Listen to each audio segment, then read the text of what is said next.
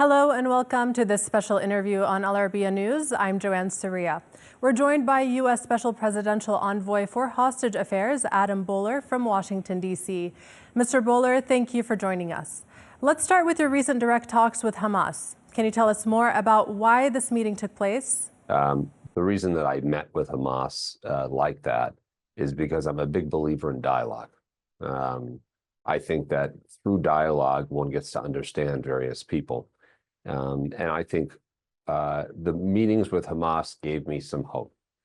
One, it gave me hope that there would eventually be an end to something that's not productive for many countries. It gave me hope that there would be an opportunity to rebuild Gaza, and that there was some flexibility on the Hamas side where there wasn't. So I know there's talks going on this week, but I'm cautiously optimistic about some advances, and especially about some hostages coming out. Can you share more details on who from Hamas's leadership you spoke with, and what exactly does the U.S. offer presented to Hamas entail? The specifics of people at this point, I'm going to keep them to myself. Sorry. As far as what was offered and the discussion, we talked quite a bit about one of our American citizens that is still in a tunnel. Alexander is his last name, and we spoke a lot about him. We spoke about there are 4 Americans that are no longer living. Them as a first take. The United States is committed to finishing this and seeing it all the way through, all hostages. But there was a discussion about them. There was also just a discussion about how they would be a lead-in to all of the hostages being released in return for some prisoners on the Palestinian side. This is in exchange for what? What incentives did you offer Hamas in return for agreeing to this proposal? Well, it was a discussion about how to think of things going forward. And my real question to Hamas is, what does this look like? And a lot of people have said, what does this look like the day after? And the day after seems to be something that's an extended truce, where Hamas disarms, is not part of the political process, but then Gaza is rebuilt. And I thought that suggestion was not a bad one at all. I think we could work with that, and it gives a vision to what can happen in the region, because I think at this point, my President Trump, the Americans, we want stability in the region. I think we want end to dying. We want people to worry about spending time with their families and going to a supermarket to get food, not constant back and forth where people are dead. And what about the future of Hamas members? Was this topic also discussed during the negotiations? Yeah, that's what I was referring to. I mean, I think that at this point, you have a group that probably is not a political entity at this point anymore. I think there's been too much. It's very hard to support a terrorist group that is like that. And I think Hamas knows that. And so I think it's time for Hamas to kind of lean back and lick their wounds. So I think the future of the leadership in Gaza or the leadership in the West Bank should be leaders that care deeply about their people, that represent their people. And I think that's always a positive thing. I think the Palestinians have always been in a tough case. They've always been there. People feel bad for them, but there's been nothing to fix them. And I think we're at a unique part in our history. And the reason I say it is the United States and our relationships with our Arab allies have never been stronger, with very strong relationships. So I think now, working together, we can assure some security there too, but it's got to include our Arab friends that are on the ground that are doing it. It can be us in the background supporting, but it is really important. And I think our relationships with our allies over years and years and years are only stronger with our Arab allies. So, from what I understand, these negotiations call for the release of several living hostages, including American soldier Idan Alexander, who holds U.S. citizenship, along with the remains of 4 other Americans and additional detainees and hostages. The Washington Post reported that this would be in exchange for a 2-month ceasefire extension and the entry of humanitarian aid into Gaza. However, you also demanded the removal of Hamas leaders from Gaza and the surrender of their weapons. Is this all correct? So I think there were a lot of mishmash of discussions that you just mentioned of different things. I would say that our efforts for Idan and our other 4 Americans are direct in that way. It's an opening to get all folks. So think about it as a discussion item where we can make progress together very quickly.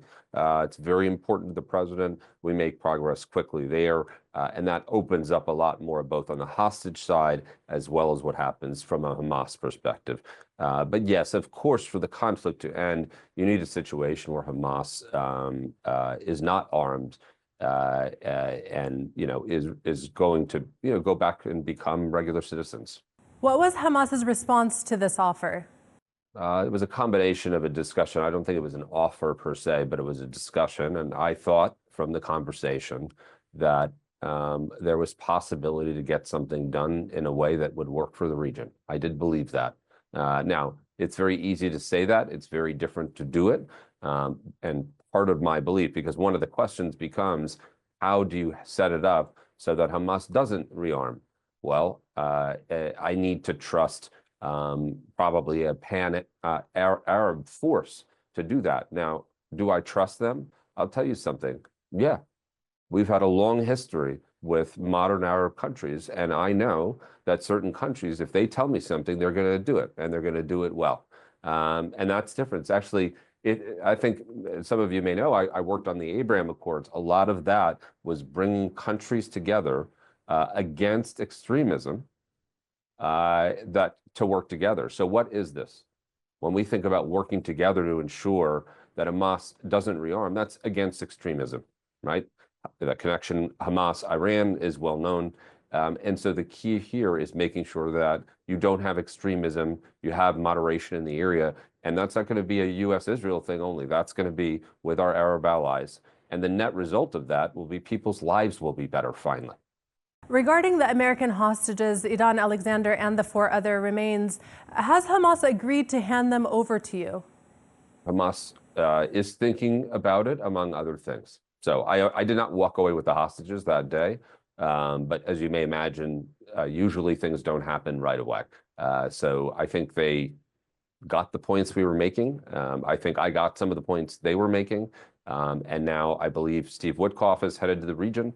And you'll see we've got a great team working in this region between Marco Rubio, Mike Waltz, who runs national security and is national security advisor, Steve Witkoff, me. There's a really good team that the president has put together. And so now you're going to have a few more people out there, and I think they'll advance the talks. Mr. Boehler, is there a deadline for these negotiations, which you say are still ongoing? I would say the deadline is the president's impatience. And I mean that with love, because the one thing he is not liking is very slow outcomes. And so really, let me be specific here. So many lives are at stake, and every day matters. And the president is very sensitive to that because he cares. He cares about the people. By the way, I'm not just talking about Israelis. He cares about all the people that are dying.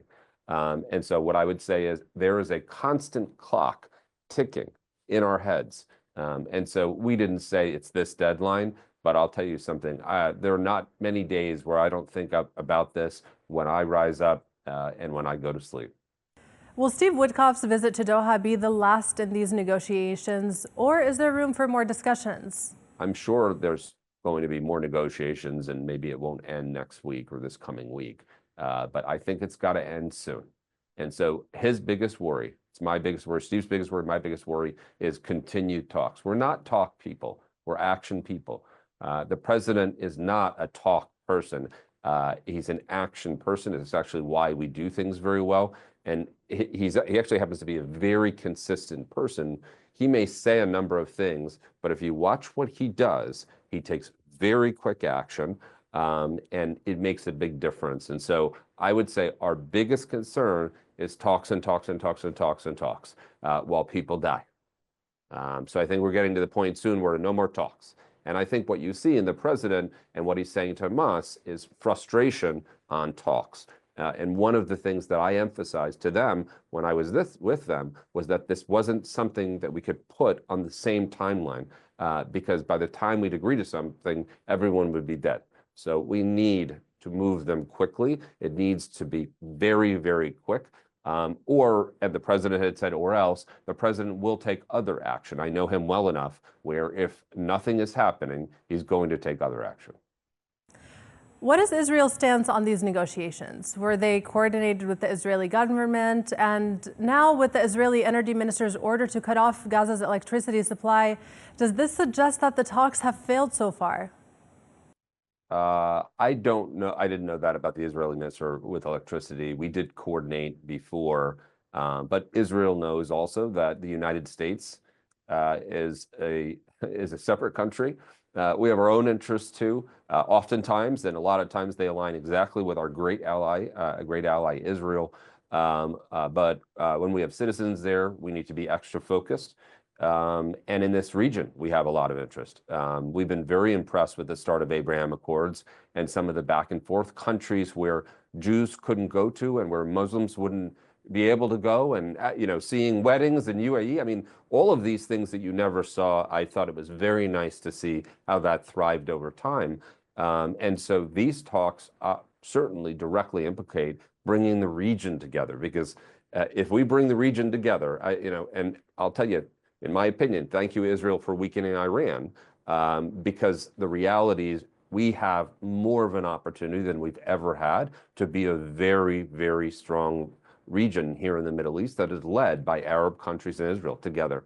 And that's a unique time in history. Are there any obstacles slowing down or delaying the progress of these negotiations?